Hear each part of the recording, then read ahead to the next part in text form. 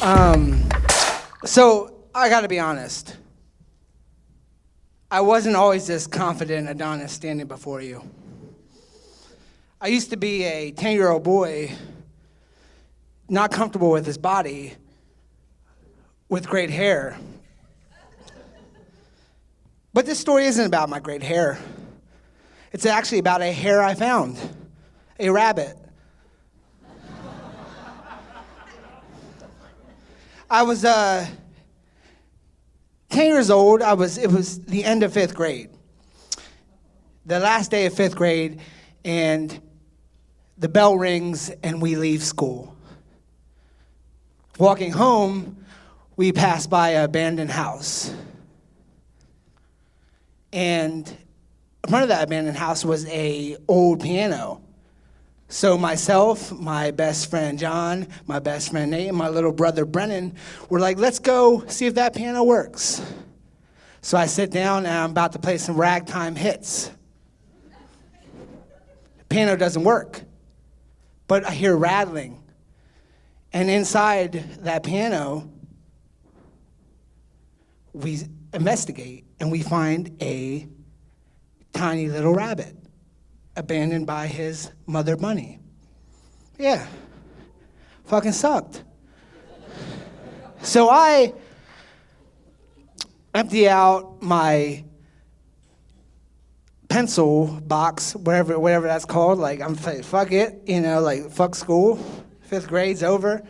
And I put that little rabbit in my pencil box. I put it in my book bag. I bring the rabbit home. And I say, hey, Mom, what's up? You think I could keep this rabbit? Now, at that point in time, we had a cat, we had a dog, and my mom had 4 rambunctious, animalistic children. She didn't really need another animal, because we had enough. That's how I actually knew when we were about to get a utility turned off, is when we got a new pet. We'd be like, oh, the heat's about to be turned off. Here's this little puppy. Why don't you warm up with it?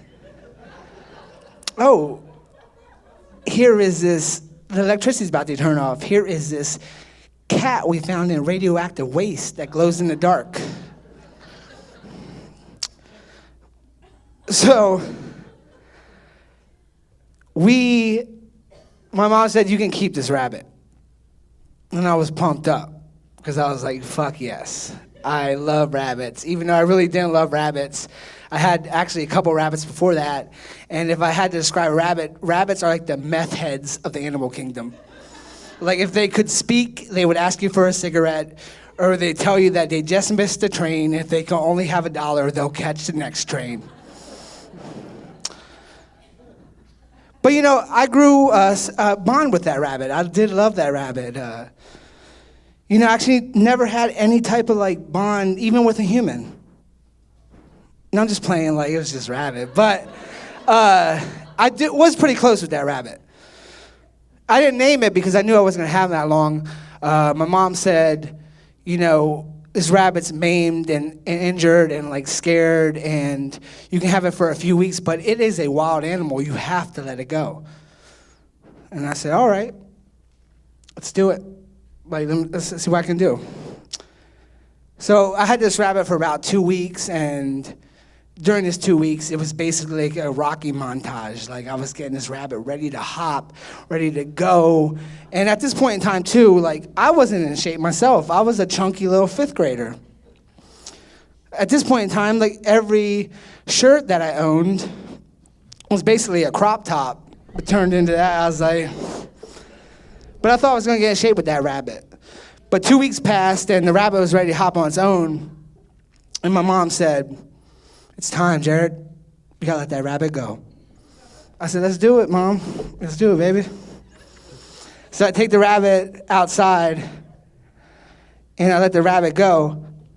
And the rabbit, we grew a bond, and the rabbit, is ready to hop along. And the rabbit looks back like, are you sure? I'm like, go! Scram, rabbit! Scram! And the rabbit runs, but the entire time while it's running, it's looking back like, please don't. this isn't how it should end. And I'm like, you're right. And I start running after it. And I'm running, and my crop top's coming up, and like my nips are hanging out. And then I trip, and I trip on a root. And I land right on the rabbit. Yeah. I crushed it. I was crushed.